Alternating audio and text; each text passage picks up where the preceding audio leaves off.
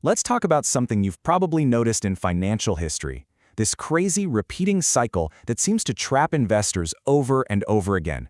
It's a pattern, a three-stage trap that shows up decade after decade. But here's a thought. What if all those market booms and busts, all that chaos, what if it isn't random at all? What if it's actually a predictable sequence of events driven by, well, us, by human psychology? That's the idea we're going to dig into. You see, this whole thing seems to break down into three very distinct stages, and each stage has its own mindset, starting with smart, long-term thinking and slowly shifting into a full-on, short-term gamble. So, here's the roadmap. We start with stage 1, the foundation. Then, things get riskier in stage 2, with leverage. And finally, it all culminates in stage 3, the gamble. Let's get right into it. All right, so every single one of these cycles kicks off right here in stage 1. This is the healthy part, the rational, sensible phase where everything actually makes sense. During this stage, people are buying things, stocks, real estate, even crypto, not because of some crazy hype train, but because they've done their homework. They genuinely believe the asset is undervalued and has real potential down the road. It's all about ownership and actual value. And we've seen this play out time and time again.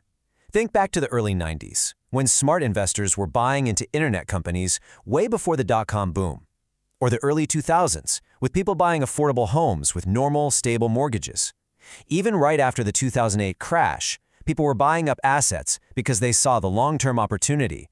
This is the solid ground everything is built on.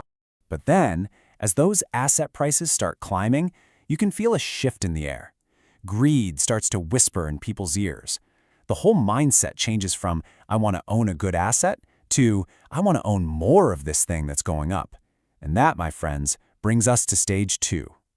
Stage 2 is all about leverage. And really, that's just a fancy word for using debt, borrowed money. Investors see prices rising and think, I can make even more money if I borrow to buy more. The goal is to juice their returns, but what they're also doing is cranking their risk level up to 11. In the 90s, this was all about margin debt, which let regular folks borrow to buy more dot-com stocks. Then in the 2000s, oh boy, it was the Wild West of mortgages. We're talking adjustable rate loans, ninja loans for people with no income, no job, anything to get a slice of the housing pie. And in the last decade, super low interest rates led to things like 3x leveraged ETFs and just record-breaking margin debt. It's always the same story, just with different characters. And this leads us to the final stop on this train, and it is by far the most dangerous part of the ride. Stage 3 is where any connection to real value or ownership just gets thrown out the window. This isn't investing anymore, it's pure, uncut speculation. At this point, nobody cares about actually owning a thing. Not really. The only question on anyone's mind is, what's going to make me rich right now? The entire game shifts from believing in something long-term to just betting on which way the price will wiggle tomorrow. That's not a strategy. It's a trip to the casino. Right before the dot-com bust, this was the day trading craze where people bought stocks just because they were going up, with zero regard for the actual company. Before 2008, Wall Street was trading these insanely complex things called CDOs, basically bets on mortgages that were completely disconnected from any actual house. And today, the trend is toward betting on literally anything. Will Bitcoin hit a certain number by Friday? What's the Fed going to do next month? It's the final evolution of speculation. So this raises a really important question, right? If you are so convinced that an asset's price is going to shoot up, why on earth would you make a risky bet on it instead of just, buying it? The answer, as always, comes down to the siren song of absolutely ridiculous returns. Let's just use a $1,000 Bitcoin investment to see how this works.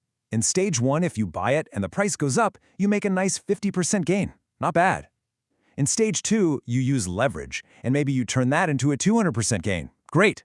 But now look at stage 3. A successful bet could turn your grand into 11 grand, 1,000% gain. The potential upside is absolutely massive. But here's the trap. If the price goes up, but just misses your target, your bet is worth 0. You lose everything. It is the definition of all or nothing. And that's the real danger. All this stage 3 gambling money creates this massive rush, inflating the bubble to insane proportions. And while no one ever has a crystal ball to know exactly when it'll pop, history has a perfect track record of telling us that, eventually, it always does. Okay, so that all sounds pretty scary. The big question is, how do you get through a cycle like this without getting totally wiped out? Well, the good news is, it's not about being a genius who can time the market. It's actually about sticking to a few simple, timeless rules. Let's go through this little survival guide. The principles are so simple, but they are incredibly powerful. Let's break them down real quick. Rule number 1 comes straight from the master, Warren Buffett. Don't buy what you don't understand. Period.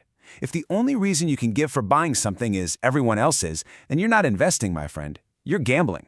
And rule number 2 is all about protecting yourself. Only invest money you can genuinely afford to see go to zero. You will lose money sometimes. It's just a part of the process. And that brings us to rule number 3. And I promise you, you're not going to forget this one. Don't forget that poop happens. I know, it sounds ridiculous, but it's a surprisingly useful way to think about how market downturns actually work.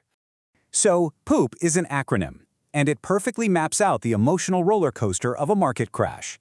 It starts with P for panic. The sky is falling. Then that panic leads to the first O, overselling.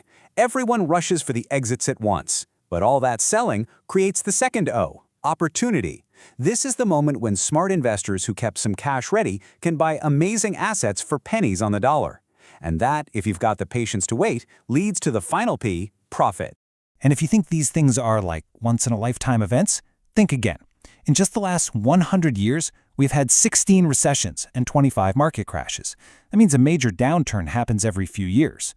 Panics and the opportunities they create are a totally normal part of the economy. That's why understanding this framework is so crucial. And so, this cycle repeats itself. It starts with people buying good things for good reasons. Greed leads to leverage. Leverage leads to gambling. A bubble forms, and then pop. But for the people who understand this pattern, the pop isn't the end of the world. For them, it's the starting gun for the next round of wealth creation.